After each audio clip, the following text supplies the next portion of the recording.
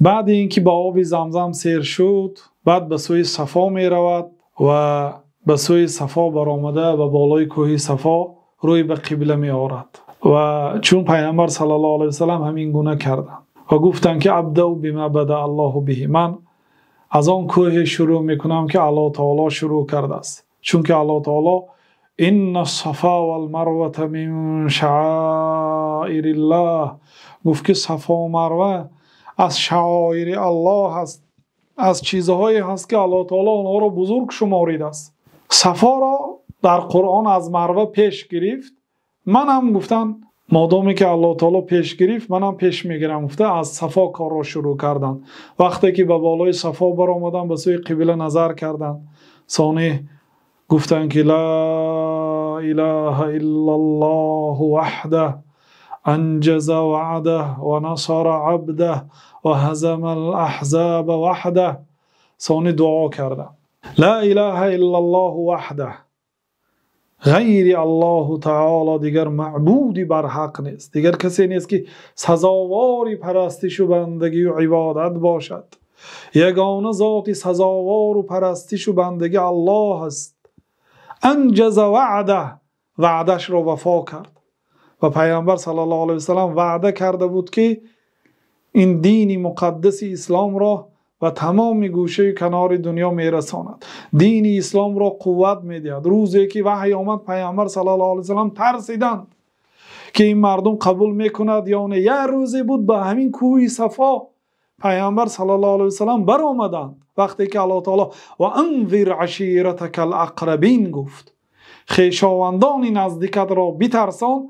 45 نفر خویشاوندانشون جمع کردند و گفتند که من کی هستم؟ من دروغ گفته بودم یگان مراتبه؟ گفتن نه، من این خیل باشد من پیغمبر هستم. وقتی که این گپ گفتن امکشان ابو لهب علی هذا جمعتنا تبا لك، ای هلاکی باد بر تو، برای همین ما را جمع کردی. گفته پای افضال خود را به سوی پیامبر صلی الله علیه و سلم هوا داده بود. بنابراین الله تعالی سوره کامل را در حقش نازل کرد و او را وعده به آتش دوزخ داد همراهی همسرش. ببینید این حادثه سال اولی پیغمبری شده بود. اکنون سال 10 هجرت، یعنی 23مین سالی پیغمبری، از بین 23 سال گذشت. وقتی که به بالای کوه صفا برآمدند تمام مسجد پر از حاجی ها بودند، زیاده از 114,000 حاجی بود. 114,000 بعضی ها شماریدند، یعنی حساب کردند. روزی بود که 45 نفر خویشاوندانشون رو دعوت کردن، از جانب عمکشان به پای افضال هوا داده شدن. قبول نه، دروغ گفتی، هلاکی باد بر تو گفته شد.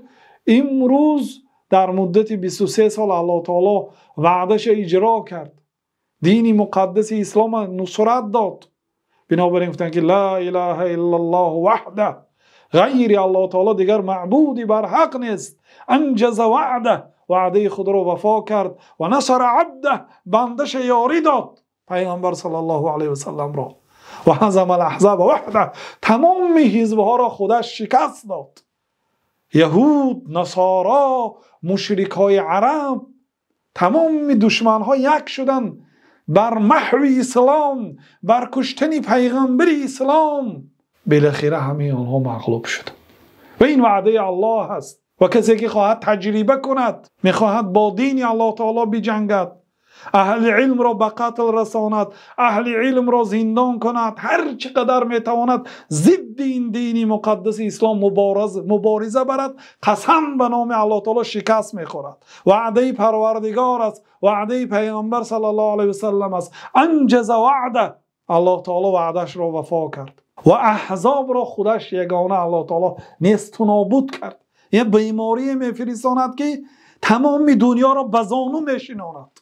الله عز و جل مخلوقاتش زیاد است، لشکرانش زیاد است، میتواند تمام جبابره را، تمام جبارهای و ظالمهای دنیا را، بینیشان را به خاک مالاند. بنابراین وعده پروردگار است و این دین دین الله است. الله تعالی خود حمایه میکند، کسی نصرت داد این دین را نصرت دهد، الله تعالی او را نصرت میدهد. کسی که نصرت ندهد الله تعالی این دین خود را نصرت میدهد.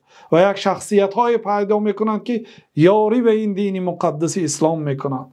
هزم الاحزاب وحده، الله تعالی تمام حزب و گروه ها را مغلوب کرد، الله تعالی غالب است. این دعا را گفتند و ثانی دعا کردند.